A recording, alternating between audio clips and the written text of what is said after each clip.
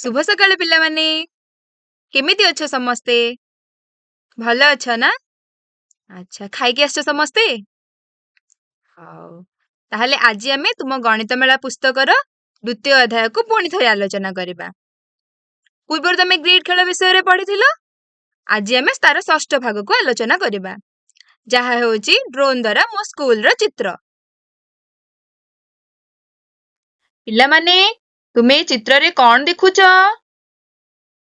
ହଁ, ଭଲ କି ଦେଖ। ରିମା, ତୁ କହିଲୁ? ସ୍କୁଲର ଚିତ୍ର ଦିଦି। ହଁ, ଇଏ ହେଉଛି ଗୋଟେ ସ୍କୁଲର ଚିତ୍ର। ଆଚ୍ଛା, ତୁମେମାନେ କେବେ ଡ୍ରୋନ୍ କ୍ୟାମେରା ଦେଖିଛ? ହଁ ଦିଦି। ଆସ, ଆଜି ଆମେ ଆଉ ଗୋଟେ ଡ୍ରୋନ୍ କ୍ୟାମେରା ଦେଖିବା। ତାହେଲେ ଚାଲ ଆମେ ଦେଖିବା ରିଚା ତା ଡ୍ରୋନ୍ କ୍ୟାମେରାରେ ଉଠାଇଥିବା ଗୋଟେ ଫଟୋ ଚିତ୍ର। ଦେଖ, ଭଲ କି ଦେଖ। ଦେଖିଲ? ଆଚ୍ଛା, ଏଇ ଚିତ୍ରରେ ତମେମାନେ କୋଉ ସ୍ଥାନ ଆଉ କଣ ଜିନିଷ ଦେଖୁଛ ସେଥିରେ ଗୋଲ ବୁଲାଅ ଆଉ ତାର ନାମ କୁହ। କଣ ଦେଖିଲ ପିଲାମାନେ? ହଁ, ଭେରି ଗୁଡ୍। ଶ୍ରେଣୀଗୃହ, ବଗିଚା, ଗାଡି, ଖେଳ ପଡିଆ। ହଁ, ଆଉ କଣ ଦେଖିଲେ? କିଛି ଘର ଦେଖିଲେ। ହଁ, ତମେମାନେ ତ ସବୁ ଜାଣିଛ। ତାହେଲେ ଚାଲ ଆମେ ଏବେ ଆଉ ଗୋଟେ ନକ୍ସା ଦେଖିବା। ପିଲାମାନେ, ପୂର୍ବରୁ ଆମେ ଦେଖିଲେ ରିଚା ଡ୍ରୋନ୍ କ୍ୟାମେରାରେ ଉଠାଇଥିବା ସ୍କୁଲର ଫଟୋକୁ। ଏବେ ଆମେ ଦେଖିବା ରିଚାର ବଡ ଭଉଣୀ ଏକତା ତାଙ୍କ ସ୍କୁଲର ଗୋଟେ ମାନଚିତ୍ର ଆଙ୍କିଛି। ମାନଚିତ୍ରଟିକୁ ଭଲରେ ଦେଖ ପିଲାମାନେ। କଣ ଦେଖୁଛ? ହଁ, ଠିକ କହିଲ। କଣ ଅଛି? ଗାଡି ରଖିବା ସ୍ଥାନ, ପାଠାଗାର, କମ୍ପ୍ୟୁଟର କୋଠରୀ, ଖେଳ ପଡିଆ, ମଞ୍ଚ, ଚତୁର୍ଥ ଶ୍ରେଣୀ, ବଗିଚା, ପ୍ରବେଶ ଦ୍ୱାର ଅଛି। ଆଉ କଣ ଅଛି? ପ୍ରଧାନ ଶିକ୍ଷକଙ୍କ କାର୍ଯ୍ୟାଳୟ, ଡାକ୍ତରୀ ପରୀକ୍ଷାଗାର, ଖେଳଗୃହ, ମଧ୍ୟାହ୍ନ ଭୋଜନ ଗୃହ, ସଭାଗୃହ। ପିଲାମାନେ, ତୁମେ ଏବେ ଦେଖିଲ କୋଉଠି କଣ ଅଛି? ତାହେଲେ ଏବେ କହିଲ ଦେଖି ଚତୁର୍ଥ ଶ୍ରେଣୀଟି କୋଉଠି ଅଛି? ହଁ, ଠିକ କହିଲୁ। ଶ୍ରେଣୀ କୋଠରୀ ପାଖରେ ଅଛି ଚତୁର୍ଥ ଶ୍ରେଣୀ। ପିଲାମାନେ, ତୁମେ ଚିତ୍ର ଦେଖିଲ? ସେଥିରେ କଣ ଅଛି ସବୁ ଦେଖିଲ? ସେଥିରେ ଯେଉଁ ସ୍ଥାନ ଆଉ ଜିନିଷ ଗୁଡ଼ିକ ଦେଖିଲ, ସେଥିରେ ଗୋଲ ବୁଲାଅ ଆଉ ତାର ନାମ ଲେଖ। ମୁଁ କିଛି ସମୟ ଦଉଛି, ତମେ ଲେଖ। ମୁଁ ତମ ଖାତା ଦେଖିବି, ମତେ ଦେଖେଇବ ହେଲା। ଲେଖ। ହଁ, ତମେ ତ ବହୁତ ବଢିଆ ଲେଖିଛ ଆଉ ବଢିଆ ଗୋଲ ବୁଲେଇଛ। ଚାଲ ଆମେ ବି କିଛି ପ୍ରଶ୍ନ ଉତ୍ତର ଆଲୋଚନା କରିବା। ଏହି ମାନଚିତ୍ରରେ ତୁମେ ଚତୁର୍ଥ ଶ୍ରେଣୀକୁ ଦେଖିଥିଲ। ସେଇ ଚତୁର୍ଥ ଶ୍ରେଣୀକୁ ନାଲି ରଙ୍ଗ ଦେଇ ଚିହ୍ନ। ହଁ, ଭେରି ଗୁଡ୍। ଠିକ କରିଛ। ତାହେଲେ ଏବେ ଚିତ୍ରରେ ଚତୁର୍ଥ ଶ୍ରେଣୀରୁ ମଞ୍ଚ ପର୍ଯ୍ୟନ୍ତ ରାସ୍ତାକୁ ଗାର ଟାଣି ସୂଚାଅ। ହଁ, ଠିକ କରିଛ। ଏବେ କୁହ, ମଞ୍ଚ ପର୍ଯ୍ୟନ୍ତ ଯିବା ପାଇଁ କେତେ ପ୍ରକାରର ରାସ୍ତା ତୁମେ ଏଠାରେ ପାଇଲ? Very good. 5 ପ୍ରକାର। ଏବେ ସେହି ରାସ୍ତାକୁ ଭିନ୍ନ ଭିନ୍ନ ରଙ୍ଗ ଦେଇ ସୂଚାଅ। କେଉଁଟି ସବୁଠାରୁ କମ୍ ରାସ୍ତା? ହଁ, ଠିକ କହିଲ। କେଉଁପଟେ ଗଲେ? ଶ୍ରେଣୀ କୋଠରୀ ଦେଇ ମଞ୍ଚକୁ ଗଲେ ତାକୁ କମ୍ ରାସ୍ତା ପଡିବ। ତୁମେ କିପରି ଜାଣିଲ? ହଁ, ଠିକ କହିଲ। ଏହି ରାସ୍ତା ଦେଇ ଯିବାରୁ ତାକୁ ମଞ୍ଚ ପାଖରେ ପହଞ୍ଚିବା ପାଇଁ କମ୍ ସମୟ ଲାଗିଲା। ଆଚ୍ଛା, କହିଲ, ପାଣି ଯୋଗାଇଥିବା ବ୍ୟକ୍ତି ଜଣକ ପ୍ରବେଶ ପଥରୁ ବାମ ପଟକୁ ଗଲେ ସେ ମଧ୍ୟାହ୍ନ ଭୋଜନ ପାଇଁ ରୋଷେଇ ଘରକୁ କେଉଁ ରାସ୍ତା ଦେଇ ଯିବେ? ଭେରି ଗୁଡ୍, ଠିକ କହିଲ। କେଉଁପଟେ ଯିବ? ପ୍ରବେଶ ଦ୍ୱାର ଦେଇ ଚତୁର୍ଥ ଶ୍ରେଣୀ, ଶ୍ରେଣୀ କୋଠରୀ ଦେଇ ସେ ମଧ୍ୟାହ୍ନ ଭୋଜନ ଗୃହକୁ ପ୍ରବେଶ କରିବେ। ରଜତ ତୁମ ଭଳି ଗୋଟେ ପିଲା, ତାର ଦେହ ଭଲ ନାହିଁ। ଆଚ୍ଛା, କହିଲ, ରଜତ କେଉଁ ରାସ୍ତା ଦେଇ ପାଠାଗାରରୁ ଡାକ୍ତରୀ ପରୀକ୍ଷାଗାରକୁ ଯିବ? ହଁ, ଠିକ କହିଲ। ରଜତ କେଉଁପଟେ ଯିବ? ରଜତ ମଞ୍ଚ, ସଭାଗୃହ, ଶ୍ରେଣୀ କୋଠରୀ ଦେଇ ଡାକ୍ତରୀ ପରୀକ୍ଷାଗାରକୁ ଯିବ। ତାହେଲେ ତୁମ ପାଇଁ ଆଉ ଗୋଟିଏ ପ୍ରଶ୍ନ। ଖେଳ ପଡିଆରେ ପ୍ରାର୍ଥନା ପରେ ଭୋଳୁ କମ୍ପ୍ୟୁଟର କୋଠରୀକୁ ଯିବ ଓ ରାନୀ ଖେଳ ଘରକୁ ଯିବ। ସେମାନଙ୍କର ରାସ୍ତାକୁ ସୂଚାଅ। ଠିକ୍ କରିଲ। ଆଚ୍ଛା କହିଲ ଦେଖି, କେଉଁ ରାସ୍ତାର ଲମ୍ବ ଅଧିକ? ହଁ, ଠିକ୍ କହିଲ। ଭୋଳୁ ଅତିକ୍ରମ କରିଥିବା ରାସ୍ତାଟି ଅଧିକ ପଡ଼ିଲା। ପିଲାମାନେ, ତୁମେ ଏକତାର ନକ୍ସା ଦେଖିଥିଲ? ଚାଲ ଆମେ ଏବେ ଆଉ ଗୋଟେ ଚିତ୍ର ଦେଖିବା। ହଁ, ଦେଖ, ଭଲ କି ଦେଖ ସମସ୍ତେ। ଦେଖିଲ? ଆଚ୍ଛା କହିଲ, ଏଥିରେ କଣ କଣ ସବୁ ଅଛି? ହଁ, ପୋଷ୍ଟ ଅଫିସ, ବ୍ୟାଙ୍କ, ଖେଳ ପଡିଆ, ସ୍କୁଲ, ଡାକ୍ତରଖାନା, ମନ୍ଦିର, ଆଉ ଗୋଟେ କଣ ଅଛି? ଆଉ ଗୋଟେ ଘର ଅଛି। ଠିକ୍ କହିଛ ତମମାନେ। ହଉ, ସବୁ ଭଲ କି ଦେଖ ଆଉ ନିଜ ଖାତାରେ ଆଙ୍କ। ହେଲା, ଆକୁ ନେଇକି ଆମେ କିଛି ପ୍ରଶ୍ନ ଆଲୋଚନା କରିବା। ଦେଖ, ଫାଷ୍ଟରେ କଣ ଅଛି? Post office. ତମେ ଗୋଟେ ପୋଷ୍ଟ ଅଫିସର ଚିତ୍ର ଆଙ୍କିଲ। ତମ ଗାଁରେ ତ ପୋଷ୍ଟ ଅଫିସ ଥିବ, ତମମାନେ ଦେଖିଛ ନା? ହଉ। ତାପରେ କଣ ଅଛି? ବ୍ୟାଙ୍କ ଅଛି। ତମେ କେବେ ବ୍ୟାଙ୍କ ଯାଇଛ? ତମେ ତମ ବାପାଙ୍କ ସହିତ ଯାଇଥିବ ବ୍ୟାଙ୍କ। ସେଇଭଳି ଗୋଟେ ବ୍ୟାଙ୍କର ଚିତ୍ର ଆଙ୍କ। ଆଙ୍କିଲ? ମୁଁ ଟାଇମ ଦେବି ତମମାନଙ୍କୁ, ହେଲା। ତାପରେ ଅଛି ଆମର କଣ? ଖେଳ ପଡିଆ। ତମେ ମାନେ ତ ପ୍ରତିଦିନ ଖେଳିବାକୁ ଯାଉଥିବ। ହଁ, ସେଇ ଖେଳ ପଡିଆର ଗୋଟେ ଚିତ୍ର ଆଙ୍କିବ। ତାପରେ ଅଛି ଆମର କଣ? ସ୍କୁଲ ଅଛି। ତମେ ମାନେ ତ ସ୍କୁଲ ଯାଉଛ। ଆଚ୍ଛା, ତମେ ତମ ନିଜ ସ୍କୁଲର ଗୋଟେ ଚିତ୍ର ଆଙ୍କିବ, ହେଲା। ତାପରେ ଡାକ୍ତରଖାନା। ତମ ଗାଁରେ ଡାକ୍ତରଖାନା ଅଛି ପିଲାମାନେ? ହଁ, ତମ ଗାଁରେ ଯଦି ନାହିଁ, ତାହେଲେ ତମ ପାଖ ଗାଁରେ ଥିବ। ତମେ ଯୋଉ ଡାକ୍ତରଖାନାକୁ ଯାଇଥିବ, ସେଇ ଡାକ୍ତରଖାନାର ଚିତ୍ର ଗୋଟେ ଅଙ୍କନ କରିବ। ତାପରେ ଅଛି ଗୋଟେ ମନ୍ଦିର। ତମେ ତମ ଗାଁ ମନ୍ଦିରର ଚିତ୍ର ଗୋଟେ ଅଙ୍କନ କରିବ। ଯଦି ନ ପାରୁଛ, ତାହେଲେ ଏଇ ଚିତ୍ରଟିକୁ ଦେଖିକି କରିବ। ଆଉ ଗୋଟେ ଘରର ଚିତ୍ର କରିବ। ସେଇ ଚିତ୍ର କରିବା ପରେ ତାର ନାଁ ମଧ୍ୟ ତମେ ଲେଖିବ। ଲେଖିଲ? ମୁଁ ତମକୁ ଟାଇମ ଦଉଛି।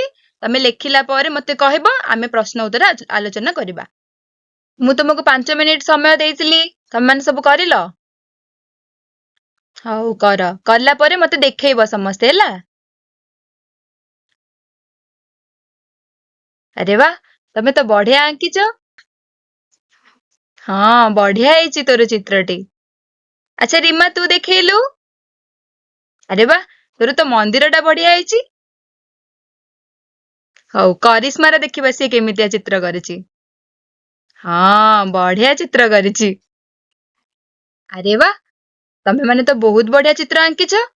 ହଉ, ଚାଲ ଆମେ ଏବେ ସେ ଚିତ୍ର ଆଧାରିତ କିଛି ପ୍ରଶ୍ନ ଉତ୍ତର ଆଲୋଚନା କରିବା। ହଁ, ତମମାନେ ତ ଚିତ୍ର ଆଙ୍କିଥିଲ। ଏବେ ମୋର ପ୍ରଥମ ପ୍ରଶ୍ନଟି ଯାଉଛି ଜୋସେଫ ପାଇଁ। ଆଚ୍ଛା, ତୁ ଜୋସେଫ କହିଲୁ, ଚିତ୍ରରେ କଣ କଣ ସବୁ ଅଛି?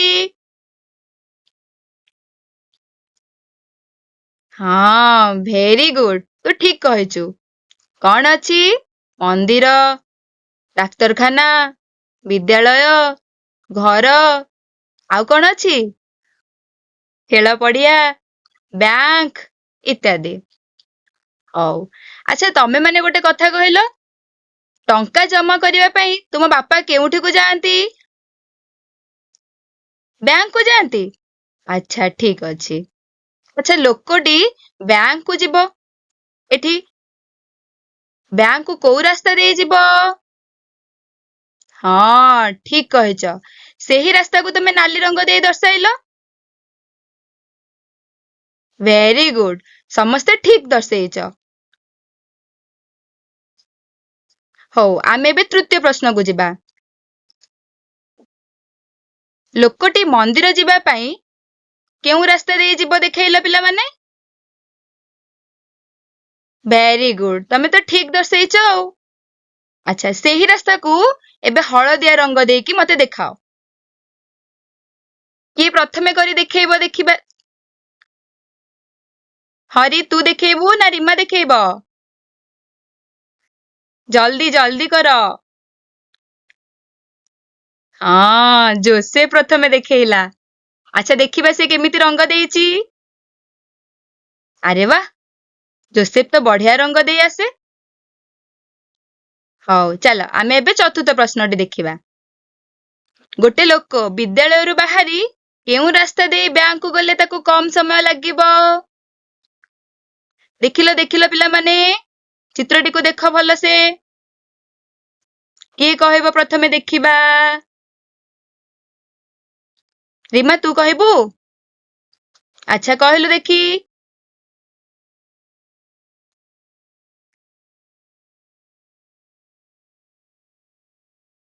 ହଁ, ଚିତ୍ରଟିକୁ ଦେଖିଲ? ତମେ ସବୁ ଖାତାରେ ଆଙ୍କିଛ ନା? ହଁ, କିଏ କହିବ ଦେଖିବା?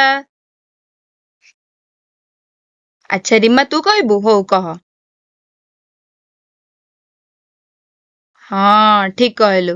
ସେ ବିଦ୍ୟାଳୟରୁ ଘରକୁ ଯିବ, ଘର ଦେଇକି ପୁଣି ବ୍ୟାଙ୍କକୁ ଗଲେ ତାକୁ କମ ସମୟ ଲାଗିବ। ଆରେ ବା, ତମମାନେ ତ ବହୁତ ବଢିଆ ଚିତ୍ର ଦେଖିଲ, ଆଙ୍କିଲ, ଆଉ ବହୁତ ଭଲ ସୁନ୍ଦର ସୁନ୍ଦର ଉତ୍ତର ଦେଲ। ପିଲାମାନେ, ଏଇ ଚିତ୍ରରେ ତୁମେ ଦେଖୁଛ ଚିକି ଆଉ ମିକି ଦୁଇ ଭଉଣୀ ଅଛନ୍ତି। ଚିକିର ଭଉଣୀ ମିକି ତାଙ୍କ ଗାଁ ଗୋବିନ୍ଦପୁରର ଗୋଟେ ନକ୍ସା ଅଙ୍କନ କରିଛି। ଏହି ନକ୍ସାଟିକୁ ଭଲରେ ଦେଖ ପିଲାମାନେ। ଆଚ୍ଛା ରିମା ତୁ କହିଲୁ, ଏହି ଚିତ୍ରରେ କଣ କଣ ଦେଖୁଛୁ? ହଁ, ଭେରି ଗୁଡ୍। କଣ କଣ ଦେଖିଲେ ଆମେ? ସ୍କୁଲ, ବଗିଚା, ବଜାର, ପୋଷ୍ଟ ଅଫିସ, ମନ୍ଦିର, ଡାକ୍ତରଖାନା, ପୋଖରୀ ଆଉ ଜନବସତି ଅଞ୍ଚଳ। ଏବେ ଆମେ ଦେଖିଲେ ମିକିର ଗାଁର ନକ୍ସାକୁ। ଚାଲ ଆମେ ବି କିଛି ପ୍ରଶ୍ନ ଆଲୋଚନା କରିବା। ଚିତ୍ରରେ କଣ କଣ ଦେଖୁଛ ତାର ନାମ କହିଲ? ଏବେ ମନ୍ଦିରରୁ ବିଦ୍ୟାଳୟ ପର୍ଯ୍ୟନ୍ତ ରାସ୍ତାକୁ ହଳଦିଆ ରଙ୍ଗ ଦେଇ ଦର୍ଶାଅ। ଆରେ ବା, ବଢିଆ ରଙ୍ଗ ତ ଦେଇଛ। ଆଚ୍ଛା କହିଲ, ଜନବସତିରୁ ଡାକ୍ତରଖାନା ଯିବା ପାଇଁ କେତେ ପ୍ରକାର ରାସ୍ତା ତୁମେ ଏଠାରେ ପାଇଲ? ହଁ, ଠିକ କହିଲ। 3 ପ୍ରକାର ରାସ୍ତା ଏଠାରେ ପାଇଲେ। ତୁମ ପାଇଁ ଆଉ ଗୋଟିଏ ପ୍ରଶ୍ନ। ରିନା ଓ ଲିନା ଦୁଇ ସାଙ୍ଗ। ରିନା ବିଦ୍ୟାଳୟରୁ ମନ୍ଦିରକୁ ଯିବ ଓ ଲିନା ବିଦ୍ୟାଳୟରୁ ଘରକୁ ଯିବ। ସେମାନଙ୍କ ରାସ୍ତାକୁ ପେନ୍ସିଲ ଗାର ଦେଇ ସୂଚାଅ। ଆରେ ବା, ତୁମେ ତ ଠିକ ସୂଚାଇଛ। ଆଚ୍ଛା କହିଲ ଦେଖି, କାହାର ରାସ୍ତାର ଲମ୍ବ ଅଧିକ? ହଁ, ଠିକ କହିଲ। ଲିନାର ରାସ୍ତାର ଲମ୍ବା ଅଧିକ। ତୁମ ପାଇଁ ଆଉ ଗୋଟିଏ ପ୍ରଶ୍ନ। ଯଦି ବଜାରରେ ଏକ ଦୁର୍ଘଟଣା ଘଟିଲା, ତେବେ ଦୁର୍ଘଟଣାଗ୍ରସ୍ତ ଲୋକକୁ କେଉଁ ବାଟ ଦେଇ ଡାକ୍ତରଖାନା ନେଲେ ତାକୁ ସହଜ ହେବ, ସେହି ରାସ୍ତାକୁ ନାଲି ରଙ୍ଗ ଦେଇ ସୂଚାଅ। ହଁ, ବଢିଆ ହେଇଛି। ଏବେ ଡାକ୍ତରଖାନା ଓ ଡାକଘର ମଧ୍ୟରେ ଥିବା ସବୁଠାରୁ ଅଧିକ ଦୂରତା ଥିବା ରାସ୍ତାକୁ ରଙ୍ଗ ଦେଇ ଦର୍ଶାଅ। ଆରେ ବା, ତୁମେ ତ ବଢିଆ ରଙ୍ଗ ଦେଲ।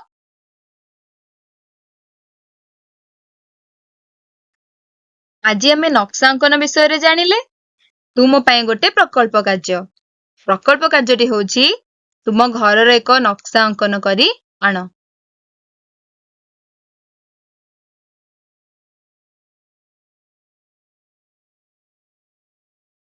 ଆଜିର ବିଷୟଟି ତୁମକୁ କେମିତି ଲାଗିଲା ପିଲାମାନେ?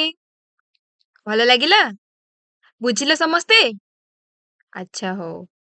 ତୁମକୁ ଯୋଉ ପ୍ରକଳ୍ପ କାର୍ଯ୍ୟଟି ଦିଆଯାଇଛି, ସେଇ ପ୍ରକଳ୍ପ କାର୍ଯ୍ୟଟି ତୁମେ ଘରେ କରିବ ଆଉ ଆଣିବ। ତାକୁ ଆମେ ପରବର୍ତ୍ତୀ ଶ୍ରେଣୀରେ ଆଲୋଚନା କରିବା। ଖୁସିରେ ଶିଖିବା ସମସ୍ତଙ୍କର ଅଧିକାର। ନମସ୍କାର।